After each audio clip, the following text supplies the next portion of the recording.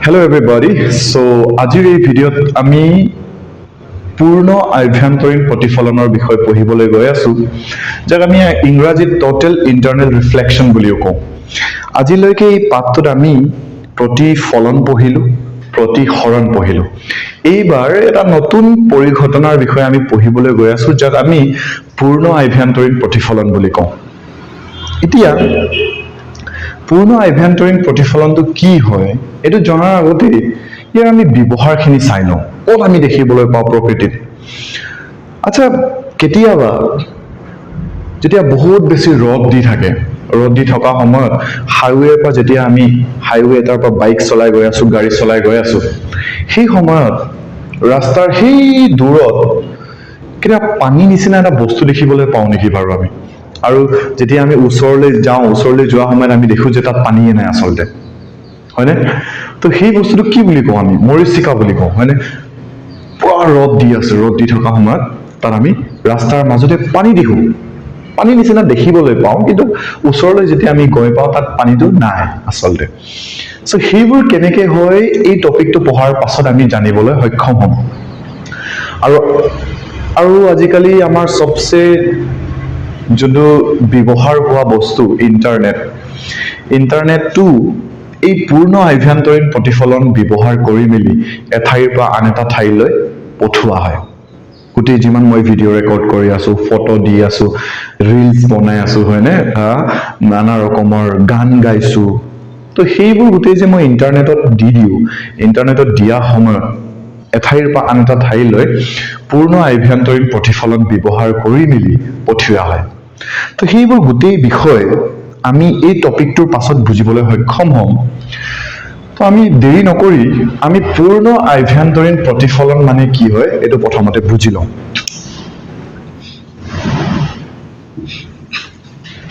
আচ্ছা এই বিষয়টো বুজাৰ আগতে ইয়াত আমি এটা বস্তু বুজি ল'ব লাগে সেইটো হৈছে ক্ৰান্তীয় কোণ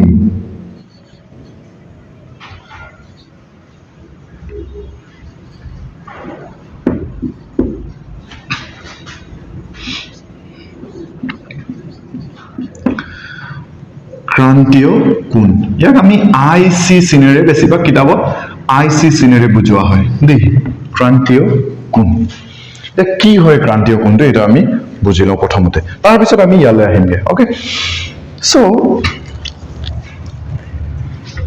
ধৰি লও ইয়াত দুটা মাধ্যম আছে ৰশ্মিৰ দুটা মাধ্যম আছে ইয়াত আছে এটা ঘন মাধ্যম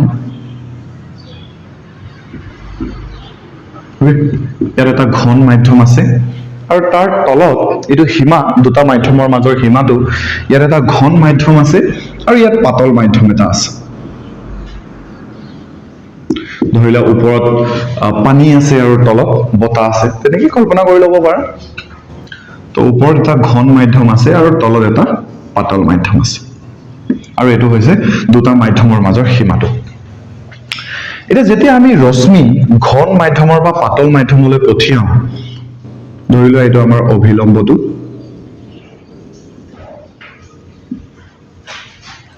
ইয়াত বোলে ঘন মাধ্যমত মই ৰশ্মি আপতিত কৰালো ধৰিলো এই কোণৰ মানটো হৈছে আই আমাৰ যোনটো আপতন কোণৰ মানটো হৈছে আই এতিয়া আমি জানো যে ঘন মাধ্যমৰ পৰা পাতল মাধ্যমলৈ যেতিয়া ৰশ্মি গতি কৰা সময়ত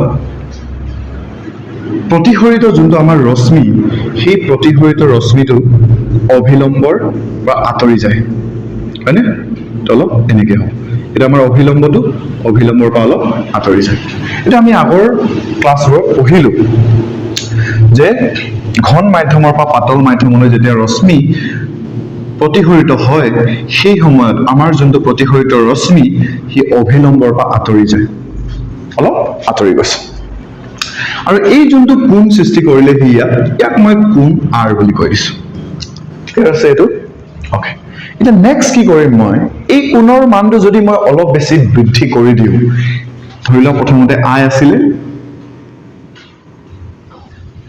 আয়ৰ পৰা বোলে মই কোণৰ মানটো ডাঙৰ কৰি দিলো অলপ বেছি ডাঙৰ কৰিলো ধৰিলা এই কোণটো ললো এবাৰ ইয়াৰ পৰা ইয়ালে কোণৰ মানটো ডাঙৰ কৰিলো এইবাৰো ৰশ্মিটো ঘন মাধ্যমৰ পৰা পাতল মাধ্যমলৈ গৈ আছে। এইবাৰো আমি দেখিবলৈ পাম ইয়াত কি হৈছে, প্ৰতিসৰণ হৈছে, আৰু প্ৰতিসৰিত যোনটো ৰশ্মি ই সদায় অভিলম্বটোৰ পৰা আঁতৰি গৈছে। ক্লিয়াৰ আছে? অকে, এতিয়া চোৱা, এই একেটা ছবিটো মই ইয়াত যদি আঁকো,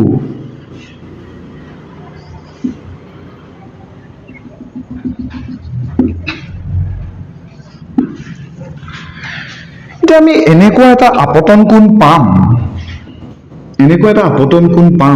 ধৰি লোৱা এইটো এটা আপতন কোণ,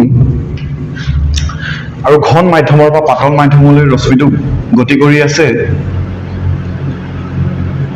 ঘন মাধ্যমৰ পৰা পাতল মাধ্যমলৈ ৰশ্মিটো গতি কৰি আছে, কিন্তু এই কোণটো বহাই প্ৰথমতে ধৰি লোৱা I is equal 30 ডিগ্ৰী আছিলে, তাৰপিছতে মই I is equal 45 ডিগ্ৰী কৰিলো, এইবাৰ ধৰি লোৱা মই I is equal 60 ডিগ্ৰী কৰি দিলো। মানে কোণৰ মান, আয়ৰ মানটো মই বহাই গৈ আছো। এতিয়া আমি এনেকুৱা এটা আপতন কোণৰ মান পাম যেতিয়া আমাৰ যোনটো প্ৰতিসৰিত ৰশ্মি ই আঁতৰি এনেকুৱা এটা পইণ্ট আহি যাব, এনেকুৱা এটা সময় আহি যাব য'ত নেকি সি একদম এই সীমাটোৰ লগতে এনেকে ওলাই গুচি যাব। অৰ্থাৎ যোনটো প্ৰতিসৰিত ৰশ্মি আৰু যোনটো অভিলম্ব, সেই দুটাৰ মাজত 90 ডিগ্ৰীৰ কোণ সৃষ্টি হয়। অকে, সো আমি এনেকুৱা এটা আপতন কোণ পাম, যি আপতন কোণৰ ফলত প্ৰতিসৰিত কোণৰ মান কিমান হয়, 90 ডিগ্ৰী। সেই যোনটো আপতন কোণ পালো, এই আপতন কোণৰ ফলত আমি আৰৰ মান কিমান পালো, 90 ডিগ্ৰী পালো। এতিয়া এই আপতন কোণ যাৰ ফলত আমি আৰৰ মান 90 ডিগ্ৰী পালো, এই আপতন কোণকে আমি ক্ৰান্তীয় কোণ বুলি কওঁ। ক্লিয়াৰ হ'লনে সবৰ? মই আকৌ এবাৰ ৰিপিট কৰিছো, যেতিয়া ৰশ্মি, চৰ্ত আছে কিন্তু চৰ্তটো কি, যে ৰশ্মি সদায় ঘন মাধ্যমৰ পৰা পাতল মাধ্যমলৈ গতি কৰিব লাগিব। এইটো প্ৰথম চৰ্তটো, এইটো হ'বই লাগিব। এনেকুৱা নহয় যে পাতলৰ পৰা ঘনলৈ গ'লে এইটো আমি পাম না, এইটো নাপাওঁ। অকে, ঘন মাধ্যমৰ পৰা সদায় পাতল মাধ্যমলৈ ৰশ্মিটো গতি কৰিব লাগিব। তো এতিয়া ঘন মাধ্যমৰ পৰা যেতিয়া ৰশ্মি পাতল মাধ্যমলৈ গতি কৰা সময়ত যি আপতন কোণৰ ফলত আমাৰ প্ৰতিসৰিত কোণৰ মান 90 ডিগ্ৰী হয়, এই আপতন কোণকে আমি কি বুলি কওঁ, ক্ৰান্তীয় কোণ। ক্লিয়াৰ আছে চব? বুজি পালানে? এটা বহুত জৰুৰী দেই, ক্ৰান্তীয় কোণৰ মানটো আমি জানিব লাগিব, ক্ৰান্তীয় কোণ কি হয় আমি জানিব লাগিব, তেতিয়াহে আমি পূৰ্ণ আভ্যন্তৰীণ প্ৰতিফলনটো কি হয় আমি জানিম। অকে, ক্লিয়াৰ আছে? ঠিক আছে, বুজি পাইছো চবে? অকে,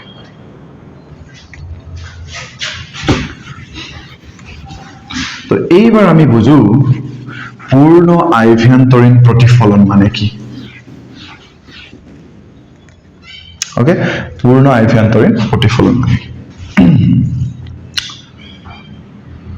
তো প্ৰকৃতিত দেখা এনেকুৱা এটা পৰিঘটনা হয় যোনটো নেকি বহুত অদ্ভুত। অকে, ইয়ালৈ চোৱা, ধৰি লোৱা এইটো এটা সীমা যোনে নেকি দুটা মাধ্যমক ভাগ কৰি থৈছে। ধৰি লোৱা এইটো আকৌ এবাৰ ঘন মাধ্যম, ইয়াত আছে এটা পাতল মাধ্যম। অকে, ঘন মাধ্যম আছে আৰু আমাৰ কি মাধ্যম আছে, পাতল মাধ্যম আছে। মই ইয়াত অভিলম্বটো আঁকিলো,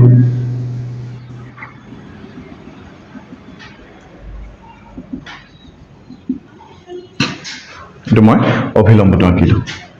এইবাৰ মই কি দেখিবলৈ পালো জানানে? আমি জানো যে এটা মাধ্যমৰ পৰা আন এটা মাধ্যমলৈ যেতিয়া ৰশ্মি আমি পঠিয়াই দিয়া সময়ত ইয়াৰ প্ৰতিসৰণ হয়, হয়নে? ইয়াৰ প্ৰতিসৰণ হয়। ৰশ্মি এটা মাধ্যমৰ পৰা আন এটা মাধ্যমলৈ যেতিয়া যায়, সেই ৰশ্মিটোৰ প্ৰতিসৰণ হয়, মানে অৰ্থাৎ তাৰ ৰাস্তাটো অলপমান পৰিৱৰ্তন হয়। সেইটোৱে আছিলে প্ৰতিসৰণৰ অৰ্থটো। কিন্তু এইবাৰ মই কি দেখিবলৈ পালো, যদিও ইয়াত দুটা মাধ্যম আছে, ঘন আৰু পাতল মাধ্যম আছে, কিন্তু যদি আমাৰ আপতন কোণৰ মানটো, ধৰি লোৱা এইটো আয়ৰ মানটো কেনেবাকে ক্ৰান্তীয় কোণতকৈ যদি ডাঙৰ হয়, ক্ৰান্তীয় কোণটো মনত আছে কি আছিলে, যি আপতন কোণৰ ফলত আমি প্ৰতিসৰিত কোণৰ মান 90 ডিগ্ৰী পাওঁ, তাকে আমি ক্ৰান্তীয় কোণ বুলি কৈছিলো। তো এতিয়া মই কি কৈছো, ইয়াত মই কি কৰিলো, এইবাৰ ৰশ্মিটো যে মই আপতিত কৰালো আৰু সেই আপতন যোনটো কোণ মানে আয়ৰ মানটো যদি কেনেবাকে ক্ৰান্তীয় কোণতকৈ যদি ডাঙৰ হয়, আপতন কোণৰ মান যদি ক্ৰান্তীয় কোণতকৈ ডাঙৰ হয়, সেই সময়ত আমি কি দেখিবলৈ পালো জানানে? ইয়াত প্ৰতিসৰণৰ ঠাইত আমি দেখিবলৈ পাম প্ৰতিফলন।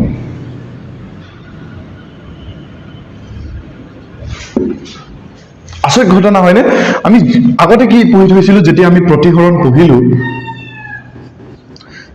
প্ৰতিসৰণ পঢ়িছিলো তাতে আমি দেখিছিলো যে এইটো যদি দুটা মাধ্যম আছে, মাধ্যম 1 মাধ্যম 2, এটা মাধ্যমৰ পৰা আন এটা মাধ্যমলৈ যেতিয়া ৰশ্মি পঠিয়াও মই, ৰশ্মিটোৰ ৰাস্তাটো অলপ পৰিৱৰ্তন হয়, অলপ বেকা হৈ যায় ৰাস্তাটো, হয়নে?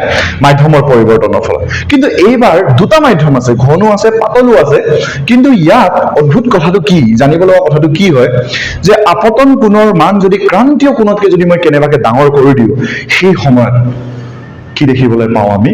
প্ৰতিফলন। সঁচা কথা এইটো যে ইয়াত প্ৰতিসৰণ নহয় নেকি ছাৰ? প্ৰতিসৰণো হয়, ইয়াত প্ৰতিসৰণো হয় দেই, ইয়াত প্ৰতিসৰণো হ'ব, কিন্তু এইটোক দৰ্শোৱা নাযায় আৰু জাষ্ট কি মনত ৰাখিম আমি যে প্ৰতিফলন হয় বুলি। আৰু এই পৰিঘটনা য'ত নেকি ৰশ্মিক আমি ঘন মাধ্যমৰ পৰা পাতল মাধ্যমলৈ পঠিয়াই দিয়া সময়ত যদি আপতন কোণৰ মান ক্ৰান্তীয় কোণতকৈ ডাঙৰ হয়, সেইটোকে আমি কি বুলি কওঁ? সেই পৰিঘটনাটোকে পূৰ্ণ আভ্যন্তৰীণ প্ৰতিফলন। ক্লিয়াৰ আছে? অ'কে, হ'ব, বুজি পালো পূৰ্ণ আভ্যন্তৰীণ প্ৰতিফলন। এতিয়া এই পৰিঘটনাটোক আমি বুজাৰ পাছত আমাৰ চিলেবাছত আমি দুটা বস্তু পঢ়িম। এটাটো হৈছে মৰিচিকা আৰু আনটো বস্তু হৈছে আলোকতন্ত্ৰ।